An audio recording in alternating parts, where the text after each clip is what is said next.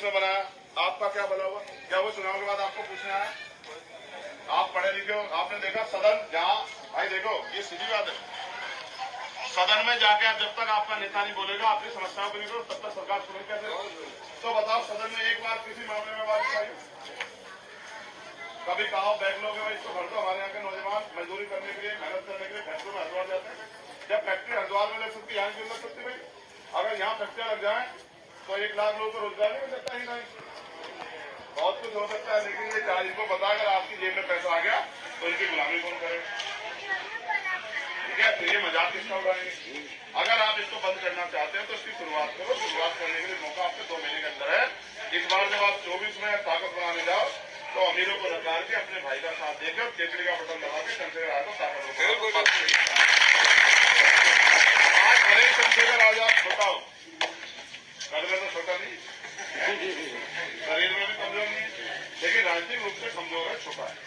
लेकिन जैसे जैसे देखो आपने पेड़ लगाया हो, कभी लगाया पेड़, बागों का काम भी करते ना हमारे लोग, तो जब पेड़ छोटा होता है तो मालिक क्या करता है? उसका मालिक उसकी रखवाली करता है, उसको प्राकृतिक या किसी भी दुश्मन से बचाता है, उसमें समय में पानी देता है, खाद देता है, कटाई छटाई करता है, जब कोई बीमारी आती है तो उसको दवाई करता है जिससे कि वो सुरक्षित रहे। लेकिन जैसे वो बड़ा हो जाता है फिर तो वो मालिक की सेवा करता नहीं करता है, तो फिर वो फल भी देता है, छांव भी देता है, लकड़ी भी देता है।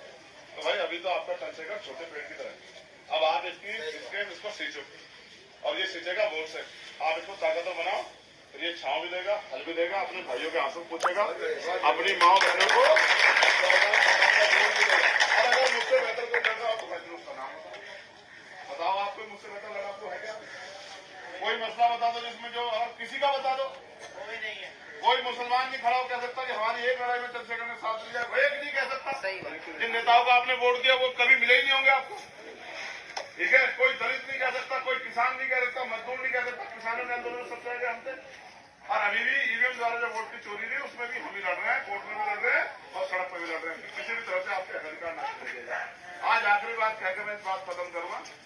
बाबा साहब ने कहा था, आप में से बाबा साहब जो लोग मानते हैं ना, अपने दिल पे आते थे, पूछना कि बाबा क्या कहते हैं?